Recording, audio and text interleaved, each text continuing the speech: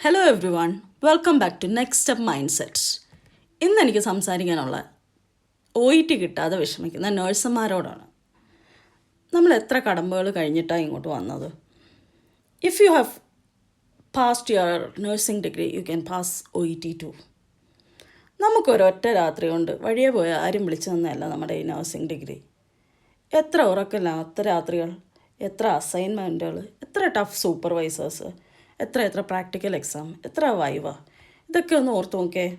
ഒക്കെ പോട്ടെ, pharmacology, pathophysiology, anatomy, microbiology, മുമ്പ് എങ്ങും കേട്ടുകേൾവി പോലും ഇല്ലാത്ത ഈ വിഷയങ്ങളൊക്കെ പഠിച്ച് നമ്മൾ ജയിച്ച് നേഴ്സിംഗ് പ്രാക്ടിക്കൽ എക്സാം വൈവയുടെ കാര്യം അതൊന്ന് ആലോചിച്ച് നോക്ക്.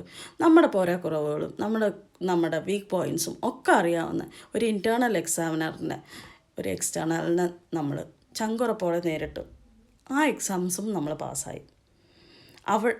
അത്തരം എക്സാംസിൽ നമ്മുടെ ടാലൻറ്റും നമ്മുടെ സ്കില്ലും നമ്മുടെ അറിവും എല്ലാം അളക്കപ്പെട്ടു. OETയുടെ കാര്യത്തിൽ ഈ പറഞ്ഞ ഒരു പ്രശ്നങ്ങളും ഇല്ല.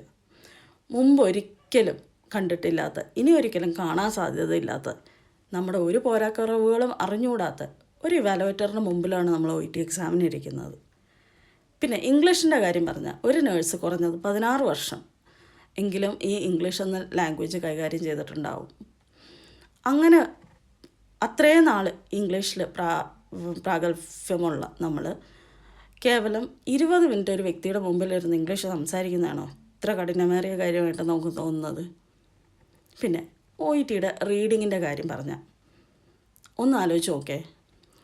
ലെവിസിൻ്റെയും ബ്രണ്ണറിൻ്റെയും മെഡ്സർജും പാർക്കിൻ്റെ കമ്മ്യൂണിറ്റിയും ചൗരസ്യയുടെ അനാട്ടമിയും വായിച്ച് തള്ളിയവരല്ലേ നമ്മൾ. നമ്മളെയാണോ ഈ 2 പേജുള്ള റീഡിങ് മെറ്റീരിയൽ കാണിച്ച് പേടിപ്പിക്കുന്നത്? പിന്നെ റൈറ്റിങ്ങിൻ്റെ കാര്യം പറഞ്ഞാൽ 10,000 പേപ്പറല്ലേ നമ്മൾ അസൈൻമെൻറ്റ്സ് ആയിട്ട് എഴുതി തള്ളിയിട്ടുള്ളത്. 3 മണിക്കൂർ എക്സാമിന് എത്ര എസ്സേസ് നമ്മൾ 150 വേർഡ്സിൽ കുറയാതെ എഴുതിയിട്ടുണ്ട്. നമ്മൾക്ക് കേവലം 150 വേർഡ്സിൽ ഒരു എസ്സേ എഴുതാൻ അല്ലെങ്കിൽ ഒരു റൈറ്റിംഗ് മെറ്റീരിയൽ എഴുതാൻ അത്ര ബുദ്ധിമുട്ടുണ്ടോ? ഒന്നാലോചിച്ചോ. ലിസണിങ്, കേൾവി പോലും അല്ലെങ്കിൽ ഇംഗ്ലീഷിൻ്റെ ആദ്യാക്ഷരം കുറിക്കുന്ന കാലത്ത് ടൈറ്റാനിക്കിലെ പാട്ട് കേട്ട് അത് പാടിക്കൊണ്ട് നടന്ന നമ്മളാണ് ഇപ്പം ലിസണിങ് എന്ന കാര്യം കേട്ട് കഴിച്ചിരിക്കുന്നത്. ഒന്ന് ആലോചിച്ച് നോക്കേ. നഴ്സിംഗ് ഡിഗ്രി പാസ്സായത് അത്ര എളുപ്പമൊന്നും ആയിരുന്നില്ല.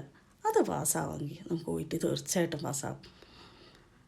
അപ്പോൾ എന്നെക്കൊണ്ടത് കഴിഞ്ഞു, നിങ്ങളെക്കൊണ്ടും കഴിയും. തൽക്കാലം നിർത്തുന്നു. അടുത്തൊരു വീഡിയോയുമായി ഉടനെ കാണാം. Stay tuned. Until then bye. Thanks for watching.